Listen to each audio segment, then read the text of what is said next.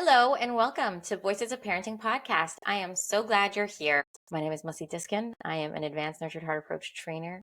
I am a parenting coach. I am also an inner wealth coach, which means that I help people rediscover and connect to the people that they truly were all along, but may have gotten forgotten along the way. So to find out more about me and what I offer, you can check out mussydiskin.com, contact me through there, respond to this podcast, find me on social media. I would love to connect and I would love to hear your feedback. To sponsor a Voices of Parenting podcast episode, please reach out to energizinghearts@gmail.com. Thank you for being here, and I hope you enjoyed today's episode. Part 2 with Marcie Towle. Go back and reach and watch part 1, which I'm guessing was last week for whoever's listening to this.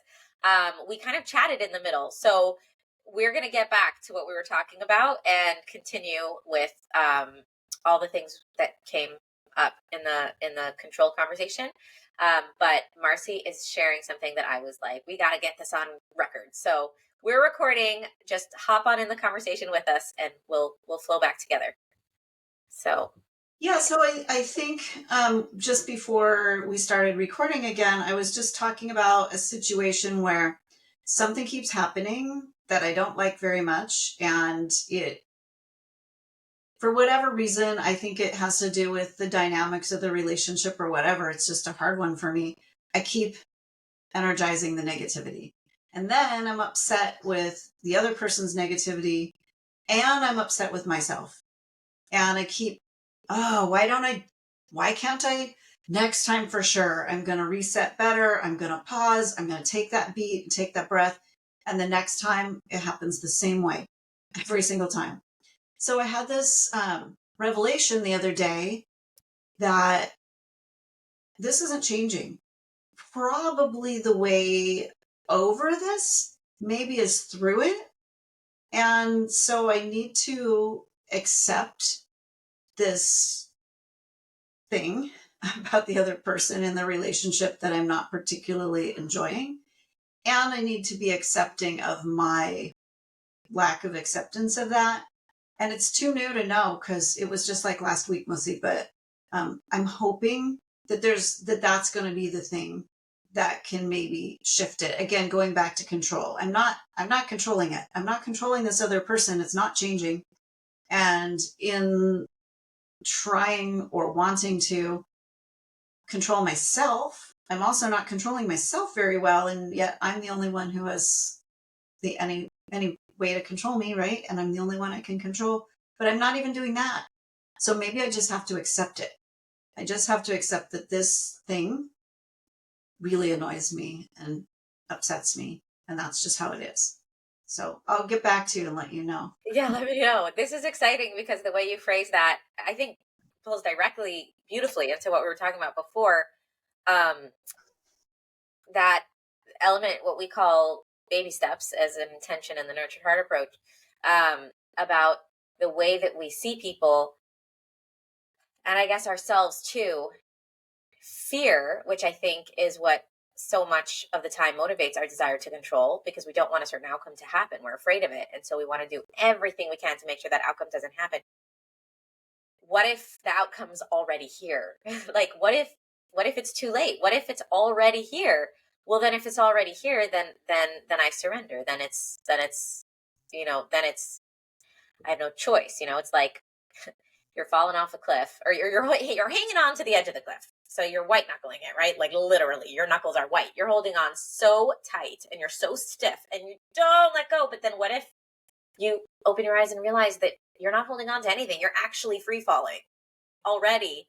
Like, what do you want to do? You want to try grabbing for things and scratching yourself up from all the trees and rocks that you're trying to grab at and hurting yourself more? Or like, maybe there's a net that'll catch you at the bottom. I don't know. But the best I can do is relax. Like, the best I can do, those people who are extreme sports and they do all these things and they don't get hurt for the most part. They make themselves like rubber. They relax and they fall and they bounce. And that's the best way to hurt yourself, is to be tense, is to brace against something. So I feel like with all the things we're talking about in the last episode, and then with this situation you're talking about, and the two sides to it, you kind of mentioned this is how it is. You don't like it, right? But also this is how it is. That behavior is not stopping. Both, they both exist in the same sort of way. As long as I'm trying to prevent something that I'm afraid of, I'm fighting, I'm resisting, I'm holding on. But if I can understand that it's already here, it is what it is. It's too late. It's this is it.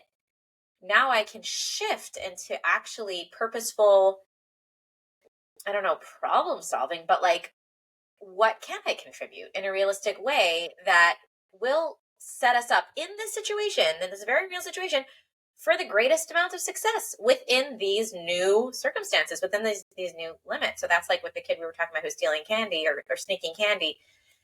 Well, what if my kid does sneak candy and I can't change that? Well, if I can't change that, if I can just, maybe I can, but let's just put that on the back burner for a second. If I can't change that, how can I set them up for success as someone who sneaks candy? Like what's my best contribution that fighting against it and fighting against it, what we resist persists. It only makes it stronger. It only takes away whatever relationship is actually a great thing to have when you're struggling. Like that relationship is what we need when we're struggling. That inner wealth is what we need when we're struggling. So we're taking away the one thing that's actually helpful. Okay, I am tangenting all over the place. Please do your best to follow me.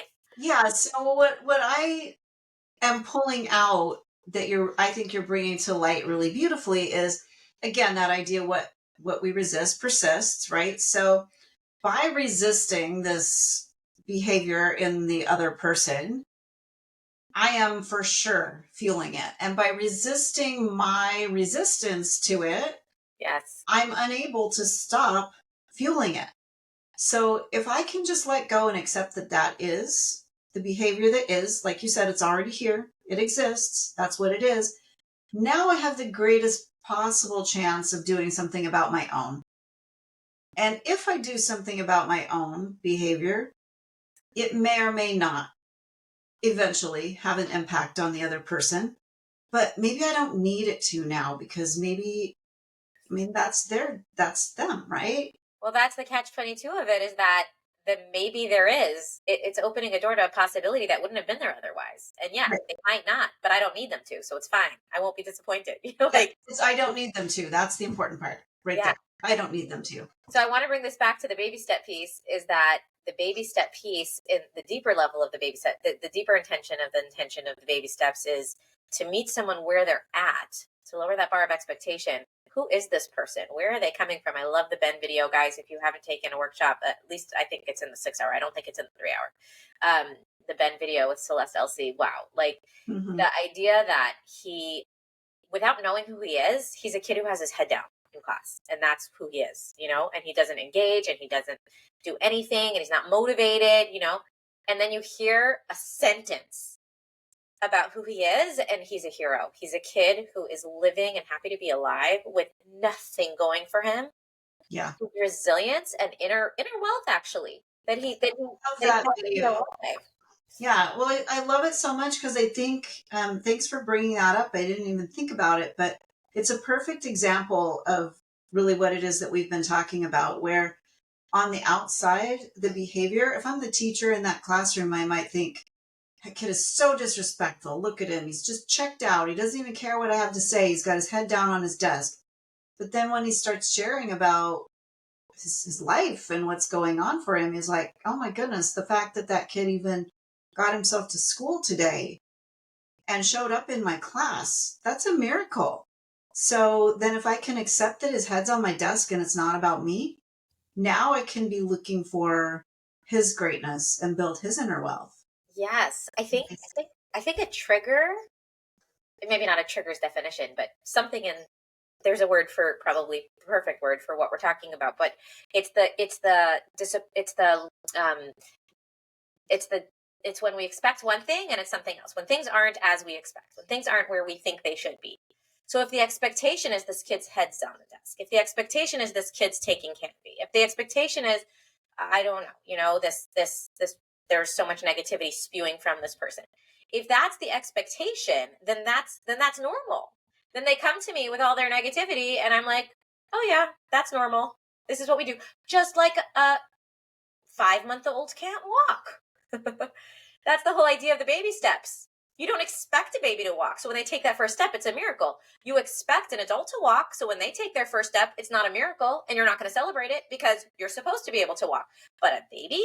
Oh, so it's where is this person actually? If I can, if the level of my stand one of absolutely no energizing negativity is deep enough for me to actually believe, even if I don't have the evidence yet, and even if I don't understand it fully, without needing to, just believe we're beautiful people, right? We're beautiful people. We're doing the best we have with what we have. We're here for greatness. We're on purpose. I don't have to understand how or why. If you're here, then this is where you're meant to be. This is what's meant to happen. It's not an issue. It's just a fact. The fact is, this is where we're at. The fact is that we are 99% complaining right now. Like that is where we're at. Then that's the expectation. You're being successful at being who I think you're being successful at being that 5-month-old, right? A 5-month-old shouldn't be walking. You should not be positive. You should be negative. That's where you're at right now. So yay for you. You did what I expected.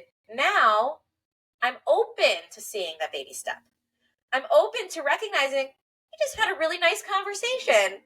Did you see that? We didn't fight once, or, we didn't, or wait, did you just literally ask me for that candy? Did that pause? Did that happen? Because in the normal version, of course you ask me for the candy before you take. You never take candy without asking. But a kid who takes candy without asking, then all of a sudden, oh my gosh, it's such a miracle. Like you said about Ben, it's such a miracle. The expectation is his head is down on the table. The miracle is when he raises his hand and says something. So if I can meet people where they are and take it without negativity as this is the fact, this is where we're at. So, and that's for me too, because before we started recording, I was talking about my current state of being, my hormonal personal imbalance is like I'm all over the place, and I'm expecting. I guess that's a big announcement right there on a podcast. But hey, I'm expecting. My hormones are all over the place. My threshold is so low. My nurtured heart looks nothing like it looks like when I'm, even keel and good. That bugs me. That makes me crazy. Like, look at me ruining my children. Look at me being such a, I don't really feel like an imposter. I feel like I have enough inner wealth to know that like it's just the pregnancy and I'm still a good nurtured heart approach trainer and I should still share my wisdom, even if practically on the ground I'm not doing any of it. Like I know that this is not me. That's for sure the work I've done to build my inner wealth. But the idea of just like, I'm supposed to be a horrible mother right now. Like while I'm pregnant, the expectation is for 9 months, I'm going to be a horrible mother. How great then is it that there are so many moments where I'm a wonderful mother, even while I'm pregnant, and that I'm so able to handle the trigger for 2 seconds instead of blowing my fuse right away, or that I'm thinking about it, that I'm caring about it, that I go to sleep at night and I'm sorry and I apologize the next day. Like there's so much beauty to someone who's supposed to be a horrible mother for 9 months. I definitely am way better than that. It changes everything. It gives so much room for greatness. Yes. So my mind is kind of wandering a little bit. I'm sorry, but it is relevant. It's back to something else that we talked about on the last episode, around our fear. And I think what you're saying about just your current way of being ties in, but in a broader sense, there's this fear of being judged by other people as being a bad parent, right? Like, oh my gosh, I take my kids with me to Costco and they see me snapping at them and people are going to think I'm a terrible mother, or they're definitely not hiring me for parenting coaching. right. Or, oh my gosh, everyone in my community is going to see that my kid has gotten heavier than is healthy for him. And they know that he's stealing or sneaking the candy and having bunches of candy. And I'm going to be judged for that. Or then take it, to the older, more adult, bigger things. They're stealing, shoplifting. I think it was when we were recording, not just talking. What about if they end up in jail? So then there's our fear of judgment, and that's really real. Like that really does happen. Unfortunately, parents get judged for the failures of their kids. So I could get on a soapbox about that, about how we all need to start giving each other the benefit of the doubt and really believing that every single one of us is doing the best that we can with the tools that we have. Um, and that the parents do not control the outcome of their kids. That was a sidebar. For I think the part that's important for us as nurtured heart practitioners is the awareness of that fear and of the fact that that fear of being ostracized or somehow othered in our community in our brain is equally as dangerous as a big truck is barreling down the road at us. And it's real, and we have to work with that and really work on our reset to stay in our regulated state, to be able to then respond and hold up our three stance, because our very real survival instincts is triggered by those things. Oh my gosh, that vision of like, how much empathy would I have if me in that moment of trigger with my child or whoever is triggering me at that moment, if that was a truck barreling down the street towards me? Like, I would expect nothing short of a total, right? Like, that's the scariest thing, the scariest moment. Like, duh. All judgment fades away when I can see it that way. Yeah. So what then? I guess that is my invitation of, again, that baby steps, like, oh, I'm really afraid right now. This is really happening. I really feel like there's a truck.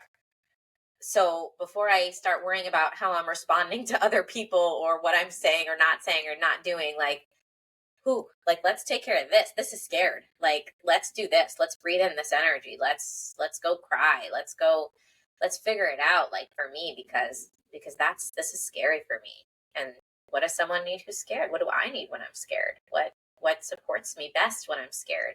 And what can we do with the energy? Can we recognize it, first of all, that, ooh, no wonder I'm feeling like I got to do something about this. I got to fix it. I got to solve it because I'm afraid. This is fear. This is fear energy. So can I breathe it in? Can I transform it? Can I let it inform me about deeper levels of my greatness? Can I let it open my eyes and inform me about deeper levels of the greatness that's happening, even within the midst of the situation that makes me so afraid? I'm feeling this right now, Marcie. I'm feeling like this is me right now. This is very honest. This is not a podcast, like, show or whatever. I feel right now like some sadness and grief around. I care so much. That's why I get so frustrated. I get so frustrated because I care so much to not get frustrated. I care so much to allow my kids the experience of their emotions. I want them to ride the waves and know that they can handle it. I want them to experience their strength in being such intense people, because they're all such intense people, and that's so beautiful about them.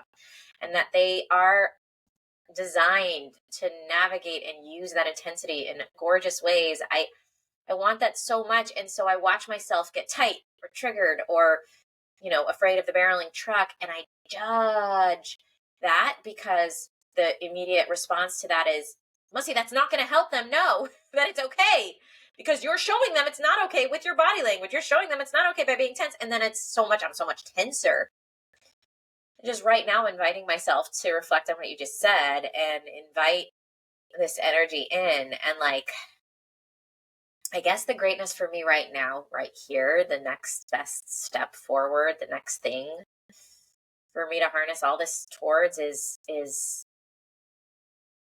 more grace for me, is more grace for my human reactions, is more grace for the connection I have, the deep connection I have with my children, that this is so emotionally subjective for me. As much as I would love to be objective as an adult, this is very, very personal, very personal. My kids' emotional well-being is very personal. And so I'm messy about it.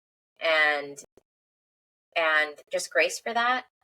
I feel like even like, and this is me coming back into my head, if I really experience grace for myself in the moments of messy humanness around how much I care about my children's well-being, it would be easier for me to go to my room and close the door and say, let's continue this conversation when I'm calmer. It would be easier for me to say, "Who I do not like how I'm reacting to you, and you deserve a calm, present mommy. Let me go take a minute to reset." My kids know what reset is. Like we're past that. Like my kids know that it's okay for us to take time and space. They know I'm very open with them about how I'm feeling and what's going on, and giving them that clarity. They can handle that for sure better than the confusion of me acting like I'm there when I'm not.